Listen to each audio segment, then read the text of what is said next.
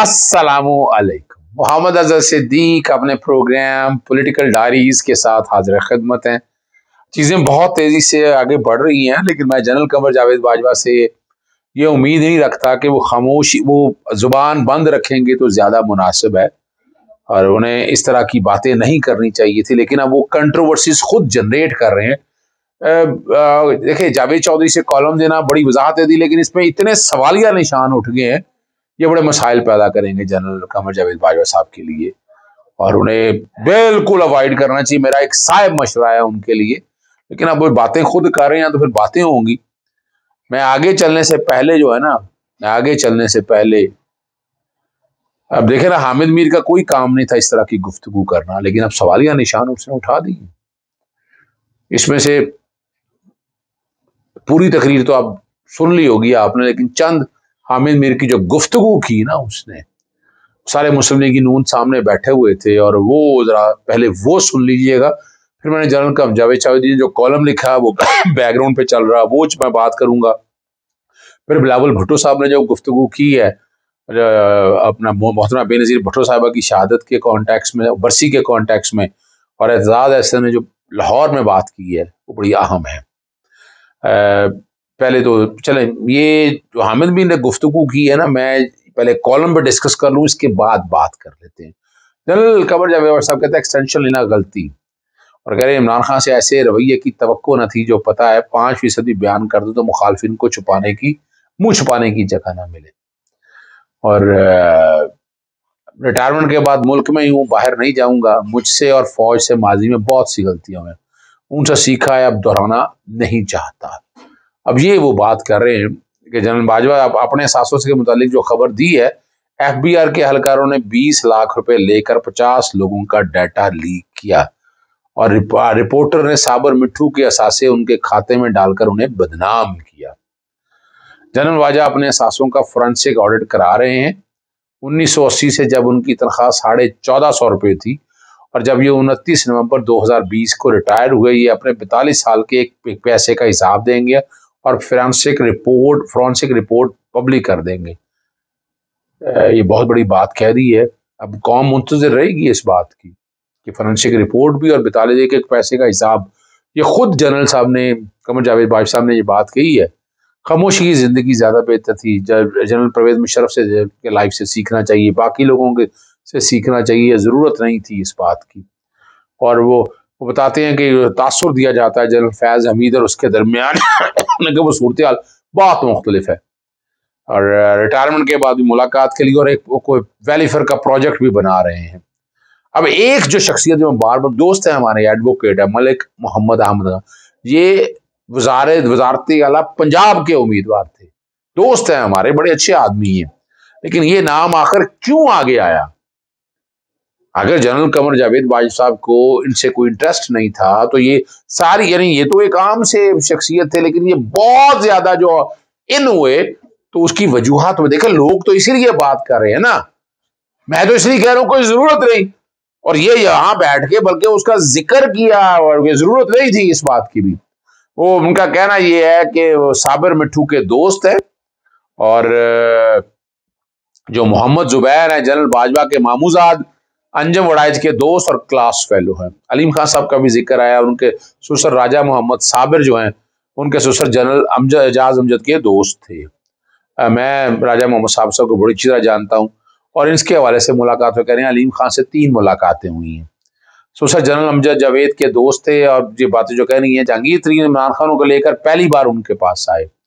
इमरान खान की चंद खूबियों का मोतरफ हूँ, तमाम नवाज शरीफ ने हमेशा इज्जत दी। अब इज्जत देने से मुराद ये तो नहीं लिया जा सकता कमर जावेद बाजवा साहब के वो ईमानदार हैं, उन्होंने बड़ी, यानी जो कुछ भी किया आप लोगों के सामने, मुल्क के साथ जो खिलवाड़ किया, तो यही तो सवाल इमरान खान कर रहा है ना, यानी मेरिट पे बात की जाए ना, यानी लूटमार क्या इन खानदानों ने की नहीं है, की है इन लोगों ने खान, या तो इमरान खान ने ऐसी लूटमार की हो, फिर तो समझ में बात आती है कि जो इस तरह लोग भाई वो ठीक है, इल्जाम आ रहे हैं, लेकिन यहाँ ये सवाल नहीं है, यहाँ तो बताना पड़ेगा कि अब जो बातें सारी हुई हैं, यही तकलीफ दे बातें, यही अब ये सवाल आपने खुद उठाए हैं, ये जरूरत नहीं थी इस बात की। और मियां नवाज शरीफ से 2017 के बाद सिर्फ एक बार टेलीफोन पर बात हुई, और वो भी उन्होंने बेगम कुलसूम नवाज के अब यहाँ तो लोग बड़ी बातें करते हैं, इस पर बहुत से सवाल आते हैं, बहुत से सवालों ने जन्म लिया है। मैं उस तरफ बिल्कुल नहीं जाना चाहता। मैंने सिर्फ जनरल कवर, मैं नहीं समझता उन्हें ये बातें सारी करनी चाहिए थी।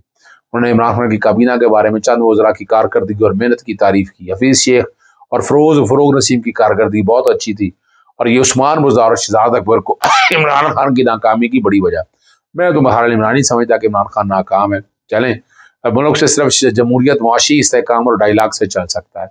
एक दूसरे से सियासतदान बैठ कर बात करें, और फौज सिक्योरिटी पर तवज्जो, सियासत का फौज में काम नहीं है। और एक्सटेंशन पर बहुत अफसोस है, लेकिन सच है कि इंतकाम में लिया गया फैसला किया था उन्होंने। अफगानिस्तान बारो दाखिली मामले इस वक्त तक इतने उलझ चुके हैं, मजबूरन फैसला कबूल किया, मगर ये मेरी गलती थी। ये जनरल कमर जो है रिटायरमेंट के बाद पाकिस्तान में रहूंगा, और यहाँ यही है। हाँ, मीर जाफर और मीर सादक, ये मुझे भी एतराज़ है, इस बात में ज़रूरत नहीं है इस तरह के खिताबात की। बार चूँकि खान साहब ने टाइटल और साजिश के बयानी पर उदास हैं। वो कुछ जानते हैं, जो 5% भी बयान कर दो तो मुखालिफिन को मुँह छुपाने की जगह नहीं मिलेगी, लेकिन जवाब नहीं देना चाहता। देखिए, हम जनरल कमर साहब फिर यहाँ बात वो कर रहे हैं, खुद हवा दे रहे हैं, और इसीलिए मैं वो हामिद मीर की अगर गुफ्तगू सुनाऊं तो वो आप ये देखें ना, वो फिर सच्चाई की तरफ लोग जाते हैं। मैं नहीं उसको सच मानता, ये मैं बता दूंगा आपको। और इस ये दिखे तारीफ की है उन्होंने हाफिज मुनीर साहब की ना, जनरल आसिम मुनीर साहब की। ईमानदारी, प्रोफेशनलिज्म, मुल्क से मोहब्बत का मोतरफ हूँ, और हर कोई, पूरी कौम मोतरफ है जनरल आसिम मुनीर साहब के हवाले से। वह भी जानते हैं, गल्फ के तमाम मामला को अच्छी तरह समझते हैं, शाही खानदानों से बहुत अच्छे ताल्लुकात हैं। ये DGMI और DGISI रहे, मुकम्मल सोल्जर हैं, और हर किस्म का प्रेशर बर्दाश्त करते हैं। साबका आर्मी चीफ ने कहा कि नई आर्मी चीफ के खिलाफ भी ट्रोलिंग शुरू हो जाएगी, और खुदा ना खासा ऐसा हुआ तो ये मुल्क के लिए इंतहाई खतरनाक है। मैं नहीं समझता कि इस तरफ जाना चाहिए बातें। जनरल आसिम मुनीर से बहुत ईमान, और इस वक्त आप वाकई न्यूट्रल हैं, ये मैं बताता चलूँगा, मेरे तक इतलात है। ग्रैंड डायलॉगर जब दोनों का हामी, इतने सारे इमरान खान से इस रवैये की तवक्को हरगिज नहीं थी। यहाँ मैं अब आपको वो हामिद मीर ने जो गुफ्तगू की है वो सुनीजिएगा। एक मीटिंग थी, उस मीटिंग में थे जनरल कमर जवेद बाजवा साहब, उस वक्त के DGISI जनरल नवीद मुख्तार साहब, और उस वक्त के DGC जनरल फैज साहब। और उस मीटिंग में बुलाया गया, पता किसको? शहबाज शरीफ साहब को।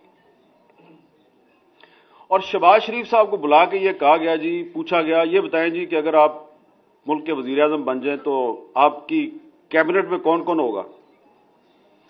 उन्होंने कहा जी, कैबिनेट में वही होगा जिसके बारे में पार्टी जो है वो फैसला करेगी और जिसके बारे में नवाज शरीफ साहब बताएंगे। उन्होंने कहा अच्छा, आपका जो वजीर खजाना और वजीर खारजा वो कौन होगा?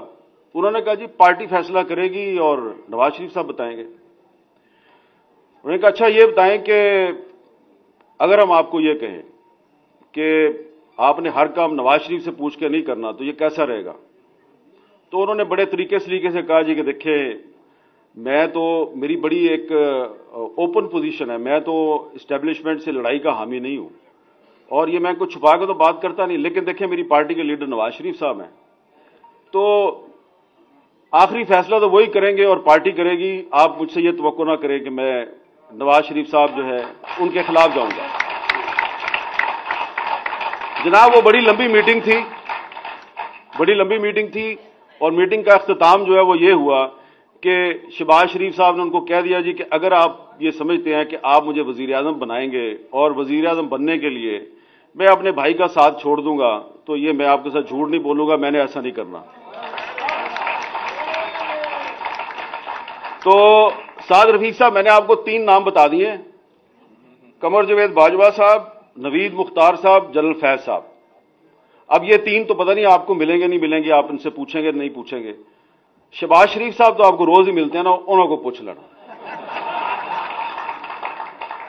तो आप जो बार बार हर तकरीर में ये कहते हैं कि इमरान खान को जो लेके आए वो बड़े गलत लोग थे, और बिल्कुल गलत किया उन्होंने, लेकिन इमरान खान को पाकिस्तान पे मुसल्लत करने के जिम्मेदार शहबाज शरीफ साहब भी हैं। अगर वो इनकार ना करते तो वो 2018 में ही वजीर आज़म बन जाते, लेकिन उन्होंने इस दौर में औरंगजेब आलमगीर और दारा शिकोह की जो कहानी है कि भाई को भाई से लड़ाने की जो कहानी है, उसको रिपीट करना मुनासिब नहीं समझा, भाई की पीठ में खंजर घोंपना मुनासिब नहीं समझा।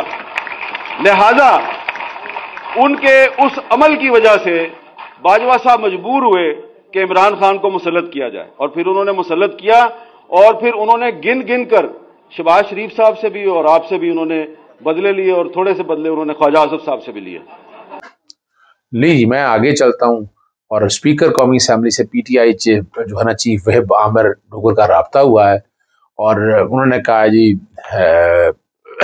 मुलाकात तय पा गया। अब देखिए, अंदाजा लगाएं, गड़ी खुदाबक से वापसी पर पीटीआई के वक्त से मुलाकात होगी, जुमेरात को मुलाकात होनी है, पार्लियामेंट उस चैम्बर में होगी, और शाह महमूद कुरैशी, परवेज खड़ग, आमिर डोगर दीगर रहनुमा होंगे।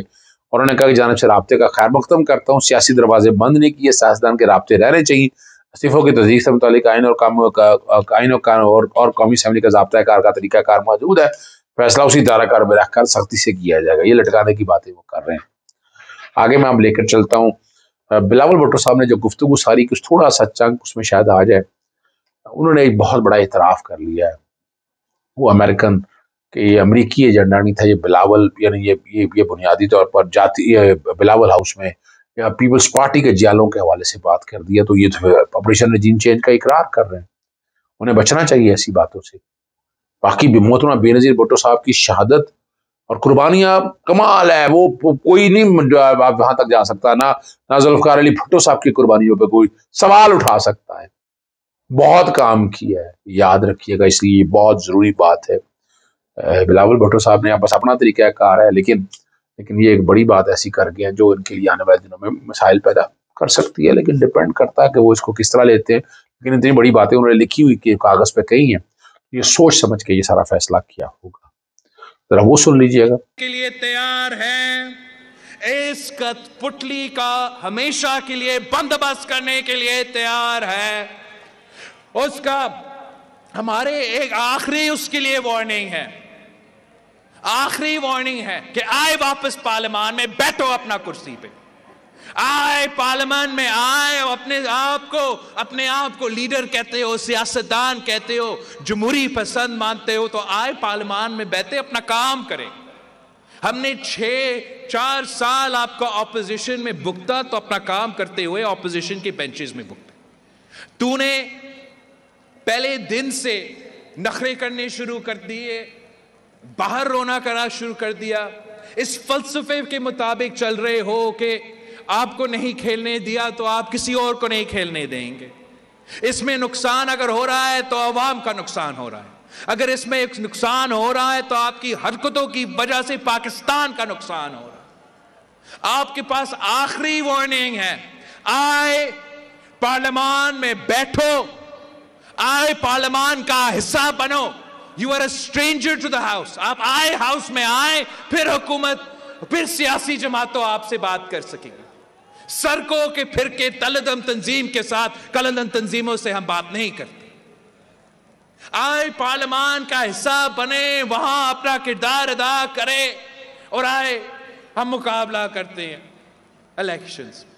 आए अब रिफॉर्म्स की बात करें, आए साफ शफाफ इलेक्शंस के रिफॉर्म्स के लिए अपना हिस्सा डालो, नैब रिफॉर्म का आप अपना हिस्सा डालो। मैं नहीं चाहता हूं कि आपके साथ वही हो, मैं नहीं चाहता हूं कि वो साबिक खातून अव्वल के साथ आपके बच्चे फिरे और आप किसी जेल में बंद हो। मैं नहीं चाहता हूं कि आपके खिलाफ भी नैब इस्तेमाल हो। मैं नहीं चाहता हूं कि किसी के पास ये बहाना हो कि वो धांधली के। आप आए, ऑपोजिशन का काम करें। आखिर में मैंने एतजाज हसन ने जो पीपल्स पार्टी पंजाब की एक शक्ल दिखाई है ना, और बताया है कि अगर अभी भी ना कंट्रोल कर सके तो क्या हालात होंगे, और मुस्लिम लीग नून किस तरह नुकसान पहुंचा रही है पाकिस्तान पीपल्स पार्टी को, और ये हम बड़े असर से बात करते आए। सुनिएगा। पर एक चीज याद रखें कि जिनके साथ हम मसलतन मिल रहे हैं, वो उसकी वजह से पंजाब में हम डाउन हो रहे हैं। पंजाब नहीं मिलेगा आपको तो आपको कुछ नहीं मिलेगा, और पंजाब के बगैर आपकी कोई हुकूमत भी नहीं चल सकती। और हम सिर्फ ये कहते हैं, पार्टी जो मुनासिब समझती है, पार्टी की क़यादत जो मुनासिब समझती है करे, लेकिन एक आंख खुली रखे, ये हमारे नहीं हो सकते। ये हमारे ज्याले से ही इतने बदजन और जरा होशियार है। ये जब ये इमरान खान का और इनका हमारी पीडीएम और हमारी पार्टी के ये मामला जब सेटल डाउन हो गए, जिस तरह भी हुए, इमरान खान के हक में हुए, हमारे हक में हुए, उसके बाद आप देखेंगे कि पंजाब में हमने ग्राउंड लूज किया होगा और पंजाब में अगर हमने पंजाब की तरफ तवज्जो ना दी पाकिस्तान पीपल्स पार्टी ने, तो पंजाब में मुकाबला फिर इमरान खान का और नवाज शरीफ का ही होगा। हम बी टीम सी टीम बन के बैठे हुए होंगे। तो ये जी आपने तासन की गुफ्तगू भी सुन ली। इजाज़त चाहते हैं जी। अस्सलाम वालेकुम, अल्लाह हाफ़िज़। पाकिस्तान जिंदाबाद।